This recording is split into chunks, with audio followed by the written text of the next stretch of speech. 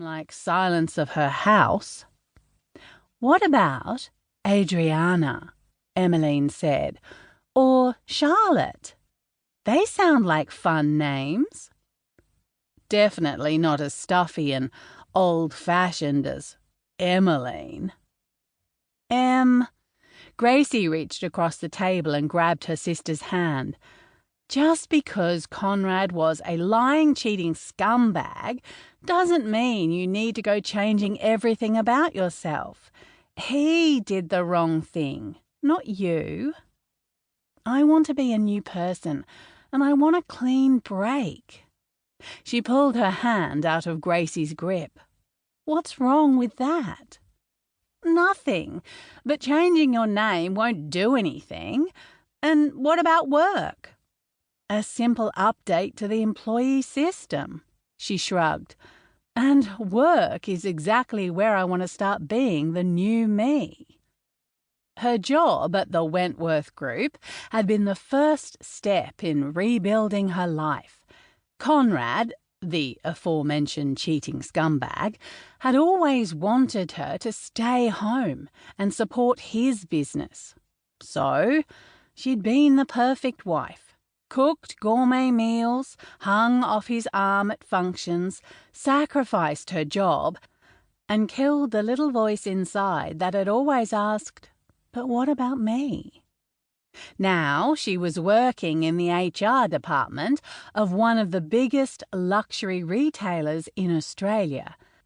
But it wasn't enough. She wanted to prove to herself and her employer that she was top-level management material, and that meant she could be a wallflower no more.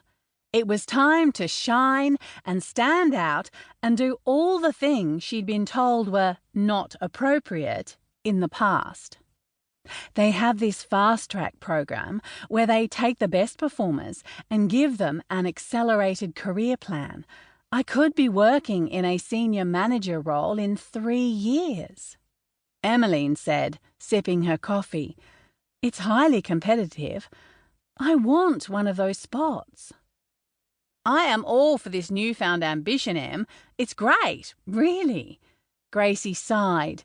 "But you need to get out and meet people socially too. Or take up a hobby. Life can't be all work and no play." Emmaline bristled and speared a piece of bacon with her fork. "I have more in my life than just work." "Oh yeah? Like what?" "Well..." She pursed her lips, searching her memory in an effort to prove her sister wrong. "There's brunch. And I visited Mother last week."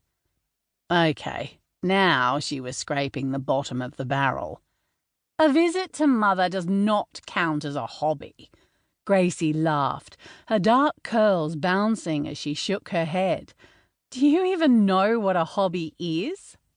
"Of course I do," Emmaline said through gritted teeth. As much as she hated to admit it, her sister had a point. A hobby was exactly what she needed to fill her time outside work. While married, her time had revolved around her husband and attending all the events important for his career, hosting his colleagues, and being involved in the charities he deemed appropriate.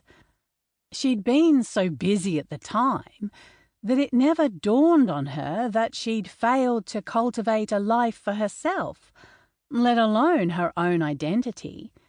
She didn't have anything that she was passionate about. She didn't belong to any clubs or groups that weren't tied to her ex. It was quite pathetic, really. The new her was going to be very involved in things. "There are plenty you could do," Gracie went on, gesturing with her hands as she spoke. "You could take up some kind of art, or how about crafting?" Emmaline made a skeptical noise. "You know how clumsy I am. I'm likely to either stab myself or glue my fingers together." "Or what about yoga or running?"